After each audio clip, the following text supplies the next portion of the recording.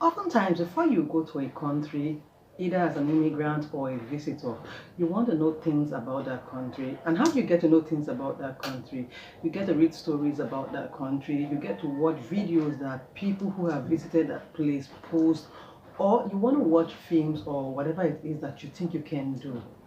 But you know that most times the things you read, the things you watch are not the exact picture of that country.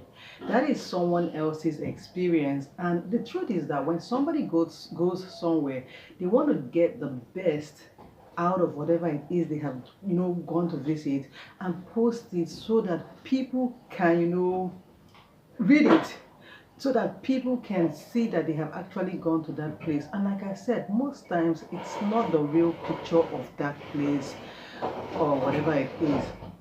And I personally, as an immigrant here or a foreigner living here in Ghana, before coming here, I also wanted to know about Ghana. I wanted to read about Ghana. I wanted to watch things about Ghana.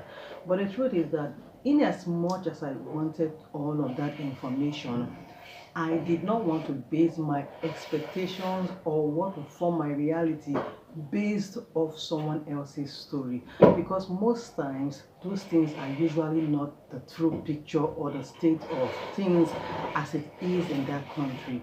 So today's video, I want to talk about the things that I have been doing to be able to survive, to be able to live here in Ghana and just do my thing, mind my business, so that my stay here will be peaceful and adventurous to the best of my ability. So guys, if you really want to know the things that I have been doing, then don't know where. So guys, you're welcome back, and I said we're going to be talking about the things I do here to survive. And the first thing would be, let me take it back to before coming to Ghana. So when I was coming to Ghana, yes, I knew that the currency here in Ghana is the cedis, and that was all I knew about it, because where I was coming from, we were not spending cedis, we were spending naira. So when I got to the airport and I had to convert my Nigerian naira to Ghana cedis, the first thing I told myself is, this is goodbye to Nigerian naira, because going to where I would be going to, the naira ceases to exist. So at that point in time, I had to mentally tell myself that I wasn't going to be spending in cities. If I wanted to keep naira with me, then I was just going to be keeping it so that I do not lose you know the memories that I had of naira. So when we got to the airport, we converted our naira, and going forward, everything that I had to pay for, I paid for it in cedis. And from that moment, I had to get used to the fact that it wasn't naira but cedis. And this takes me to another thing that I had to do. I tried as much as possible not to compare the Ghanaian cedis with naira, which is one mistake that a lot of people do. They get to compare the currency of where they are living to where they are coming from. They forget that these are two different countries operating with different economic, policies or whatever it is that governs the country. They tend to forget that if you are in this country, you are most definitely going to be earning in that country's currency, and the things that you are going to be buying from that country are going to be priced in that country's currency. So it would do you no good if you are comparing the cost price. So I tried as much as possible up until date. Let's say, for instance, I'm going to buy a tin of milk, and if the tin of milk is going for XYZ amount here in Ghana, I try not to compare with what is obtainable with Nigeria. You see, as at the time when I came to Ghana, the cost of things in Nigeria could be said to be far better than what is obtainable now. And even at that time, the cost of things were far better than what was in Ghana. But let me tell you guys the truth, I did not make that my business. I mean, I was like, if I had to compare the price of commodities here, it's as good as me packing my things and going back to Nigeria if I still wanted to live in that picture that, oh, the price of this stuff is far better than what we're getting here. So in order for me to be able to live here and survive here, I told myself I wasn't going to compare the price of foodstuffs. I wasn't going to compare the price of anything, because I just felt if I wanted to have a peaceful stay, if I wanted my mental state to be as clear could be, then there was actually no need comparing, because at the end of the day, whether you like it or not, you are still going to buy that stuff in that price. Even if, see, at a point in time, our Nigerian foodstuffs, I used to buy them from Nigeria and transport them here. And I realized that, I mean, that's waste of money, that's waste of time and everything. Why don't I just buy whatever it is that I can buy here in Ghana and try and eat the food here? Which is another thing that I have to, learn. It's not easy, although it is for some people to be able to move into a country and, quickly adapt to the lifestyle, acclimatize to the culture, whereas for some other people it takes a while. And I fall into that group of people that it took a while for me to be able to acclimatize to the food. I wouldn't say the culture, to the food. At the initial stage, I was buying food from Nigeria and bringing it here. I would look for someone who is coming from Nigeria, give the person money, buy Nigerian rice for me. Although they were selling Nigerian rice here, but I didn't really know about that, because when I go to the market, most times what I see was the Ghana rice. So I would go to Chisco Park and look for who is going to Nigeria and give the person money, that so that the person brings it back for me. But it got to a time I told myself I had to acclimatize, I had to get used to the food here. I had to learn to eat it. I mean, it's not poison, so I had to learn to eat it because I'm in Ghana. Am I going to say that where I'm coming from, the food stuff is better than here? No. I had to learn to fine tune my tongue, my taste buds, to be able to eat the food that they are eating here, because I'm going to be here for a long, long, long, long time. For how long am I going to continue to send for food stuff back from home, whereas I could learn to eat the food that is being served here? So I was able to adapt, I was able to acclimatize, I was able to stabilize in that area, and so far so good. Everything is moving on as good as it I can imagine. Another thing that I think I had to learn to ignore or not get involved in is the issue of political talks, the issue of religious talks. Now let's talk about political talks. I'm not even someone who is so much involved in politics.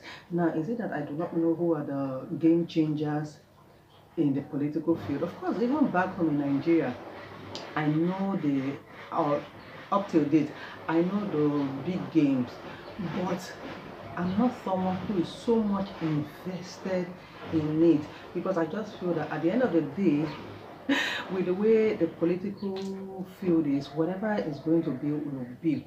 So if I was not that invested in it back home in Nigeria, is it coming here that I'm going to be, putting all of my energy into it? I know the game changers, I know the players, I know basically what I'm supposed to know, but I try as much as possible not to make it my business. I try as much as possible not to get involved in communications that have to do with that, and communications that have to do with church. I could be there where people are talking about it. I will be listening to what they are saying, but when it comes to my opinion, I am very, very, very, very, protective of my opinion, because these are two issues or topics that if you are not careful, you could go overboard concerning it, and at the end of the day, it could leave a bad taste about you to others. So I try as much as possible to be very protective about it, in order to be able to live here peacefully, in order to be able to live here and enjoy my stay.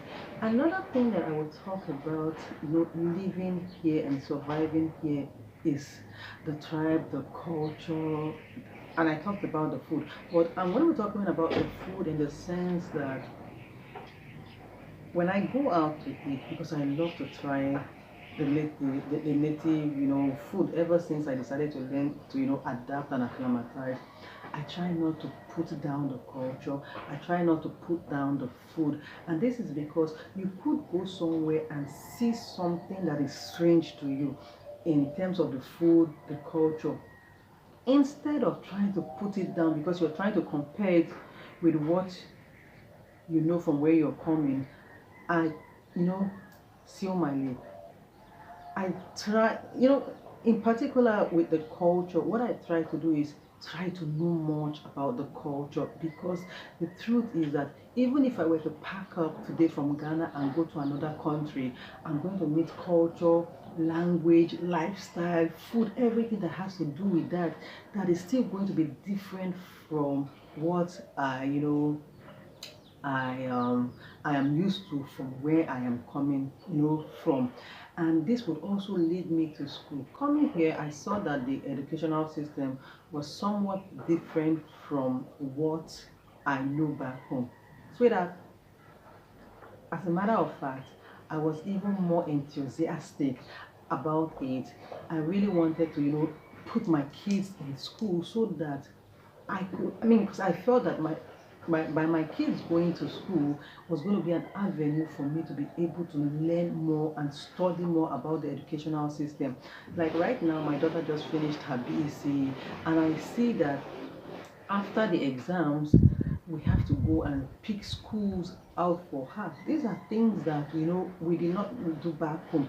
As a matter of fact, she's going to a private school, and I'm still going to fill out the form because it's an experience. It's a story that I am going to tell people in the future. It's my own reality. It is what I have faced here. So I try to fit into the society and be one of the the locals of the country. And last but not the least, there are so many things that we have done as a family to be able to survive and live here. Last but not the least, although this doesn't have anything to do with the the country as a host, but this has to do with me as an individual. When I was coming into this country, I came here with my husband and two kids, and truth be told, the should I say the economic value of the country was a bit, as at that time, was a bit harsh than where I was coming from, despite the fact that I did not want to compare the cost of goods and all of that. But the truth was still there, facing me right in the face, that things were more expensive than where I was coming from. Although now it seems Nigeria seems to even be more expensive than Ghana. But the truth is that when I was coming here, I told myself, to be able to live here, to be able to survive here, there was not going to be any more need for another child. I know a number of foreigners who came here who had given birth and added to the number of kids that they already had. But your reality is not my reality. Your story is not my story. I know where I'm going. I know where I'm coming from. I know my pain. I know my laughter. I know my everything. And I realize that this is enough for me, because I want to be comfortable. I want to, have that peace. And to another person, a third child might not be a problem, but to me, I realized it was going to be a problem, because I came into a country whereby we literally had to start from the scratch and build up again. And bringing another child would be putting that child through that torture. And of course, as a parent, you wouldn't want that, because when it affects your child, it also affects you in return. So guys, this is basically just a few of the things that we had learned to do, acclimatize to, adapt to be able to live here and survive and do our thing and enjoy life in general. So guys, I'd love to hear basically the things that you as a person you are doing. That is, if you are living in a country that is not yours, or even if you are living in your country, what are the things that you do to be able to have a comfortable life, to be able to survive and enjoy life. So guys, thank you for watching this video, and don't forget that you can subscribe to the channel, turn on your post notification, give this video a thumbs up, and I will see you another day. Bye.